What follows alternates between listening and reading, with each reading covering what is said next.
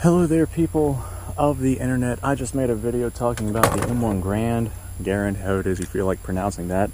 And now we're going to go ahead and branch off and talk about the M1-Carbine, however it is you feel like pronouncing that. I'm doing this in an effort to earn my way up to 100,000 subscribers. So hey, if this video earns your subscription, I do appreciate it. Welcome aboard. If not, then I'll try again tomorrow because I'm trying to make one of these videos every single day. So if you want to be around for that, go ahead and subscribe. So let's go ahead and talk about the M1-Carbine. If you want to see more about the M1 Grand, go ahead and check it out. That is the previous set of videos. So the M1-Carbine, whenever I made my last video about the M1-Carbine, I had ended up talking about how this right here was intended to be a substitute for the 1911 for people who might... bugs on me, for people who might need something a little bit more capable out at distance. Thank you, Kevin. For something a little bit more capable out at distances that were longer range than what the 1911 could provide. Or it might be a good carbine, which is a smaller, lighter weight, less powerful version of a rifle. It might be a good option for truck drivers or artillerymen or people that weren't necessarily going to be fighting on the front. And whenever I had talked about the M1-Carbine being a viable substitute for the 1911, I had a ton of people go into my comments section and they either said, you know, no dip, Sherlock. Anyone who can use Google will go ahead and figure that out immediately. And then there were a bunch of people who told me that's 110% not true. It was used extensively on frontline service by officers and by paratroopers and by insert your choice of unit here who decided to use it. And by all means, that is 110% correct. However, whenever the M1-Carbine, whenever the original requests were put out by the U.S. Ordnance Department for a carbine for military service, this was in 1938 whenever those original requests were put out, and the M1-Carbine wasn't adopted until 1941, if memory serves me correctly, and it wasn't even used by paratroopers or the people who were saying, hey, this was for these guys. It wasn't even used by those guys until 1942, whenever they ended up doing their drops. So, although yes, this was used by people on the front line, the original intention for the carbine was not to be a frontline service rifle. The only difference, well, the only thing is whenever you have yourself a really good system that is lightweight, compact, powerful, and capable, then of course it's going to make its way to the front line to see service. Now, the M1-Carbine is a capable system. It's powerful enough at 100 yards or so that 30 caliber carbine round is still going to have approximately the same ballistic capabilities as a .357 from the muzzle of a revolver. So it is 110% powerful and capable enough. And it is rated to be able to be fired out to 300 plus yards. This right here is kind of an argument in the gun community as to whether or not this right here would be classified if we talk about well, if we ignore the fact that it's a semi-auto only rifle, the fact that this right here could potentially be classified as one of the first quote-unquote assault rifles. Whenever I use the term assault rifle, I'm not talking about the made-up media term assault weapon. A lot of people go into the comments and they'll tell me assault rifle's not a real term. Yes, it is. It was made up by the Germans for their Sturmgewehr 44. And that's a history lesson in and of itself. We'll go ahead and touch on that one on another video. But this right here kind of leans into an intermediate caliber cartridge. And the M2-Carbine was a select fire. I believe it was select fire. It might have been strictly full auto, but I think it was select fire. It was a select fire version of the M1-Carbine. The M1-Carbine semi-auto only. But right before World War I, the United States was looking to substitute the 1911, which was definitely a capable handgun, but there were people out there who might need something a little bit more than a handgun, especially if things start to get a little on the saucy side. So having a carbine to be able to touch out to up to 300 yards away was definitely going to be a better option, especially if enemy soldiers were involved.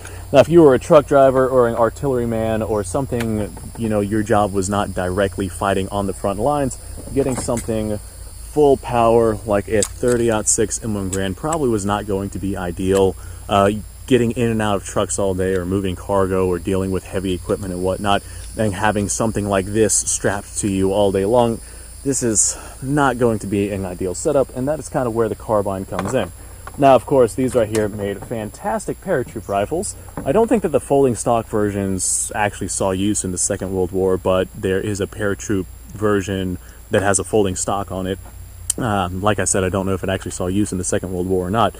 But these right here made fantastic paratroop rifles because they were very compact, very lightweight, 15-round semi-automatic, capable out to 300 yards.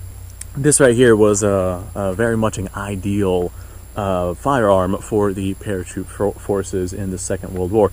Not necessarily what was the intended role for the rifle for this carbine, but that's kind of what the carbine was pushed into.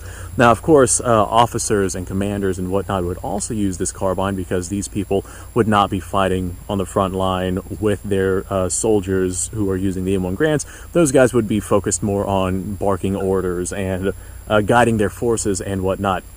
Now, I have had a lot of people tell me that the M1-Carbine was specifically for punching through the brush of Vietnam. And for those people, I'm going to go ahead and tell them, hey, I hate to burst your bubble, but the M1-Carbine came out like, what, 30 years or so before the Vietnamese conflict even began. So, yeah, the M1-Carbine was not designed specifically for punching through brush in Vietnam. Now, that being said, I imagine it probably would be a pretty good brush gun because it's a 30 cal projectile that's traveling relatively slow, so it's probably going to hold itself together pretty good as it punches through sticks and bushes and debris and all sorts of stuff that you might be needing to push yourself through. So, I don't think that there's anything else that I have to add for the M1-Carbine. Of course, it was replaced by the M16 and ultimately the M4 variants, the M16 being the Model 16 rifle and the M4 being the Model 4 carbine, I think.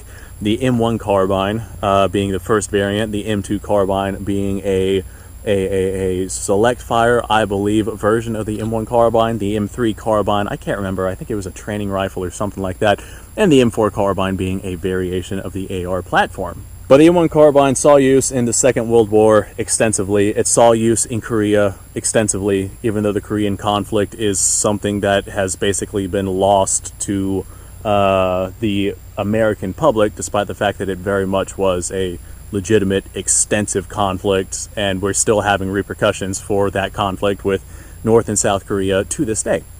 But it also saw a lot of use in Vietnam with a lot of different forces. And I think that after Vietnam, with the adoption of the M16, as we moved more into the AR platform as opposed to the Browning rotating bolt system like what we have here.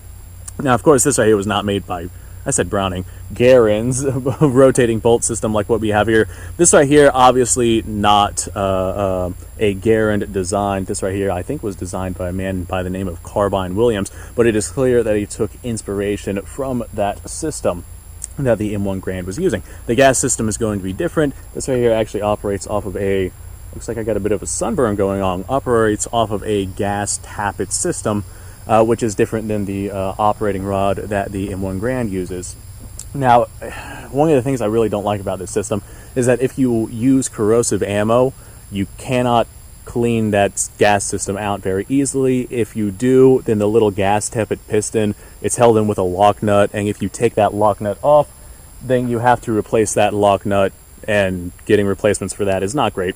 It's just not that great of a system. So I have myself one singular M1 Carbine round here. This M1 Carbine does not work all that well. I'm still in the process of fixing it. But I got one single round here, and I did say that I was going to be shooting my guns on this series. So this right here is going to have, like I said, roughly the same ballistic capabilities as a .357 Magnum if we talk about out at farther ranges.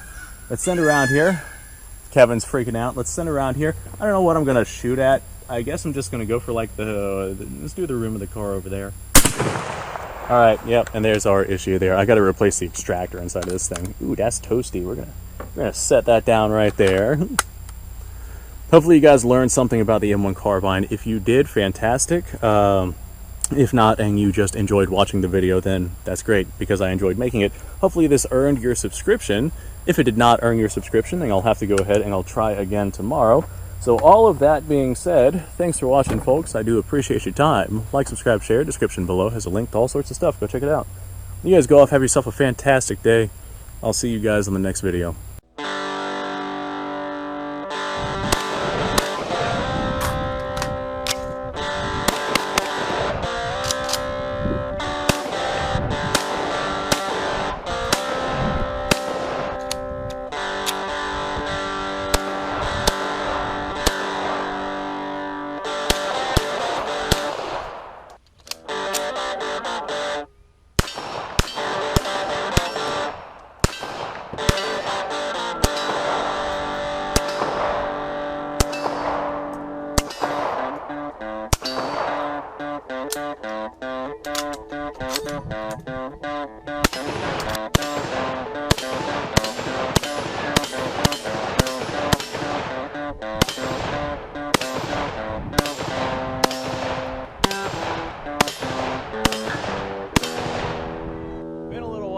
I've done this.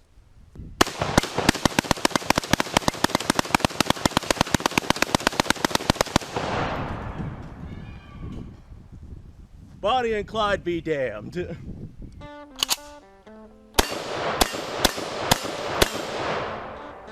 Poor man's Garen.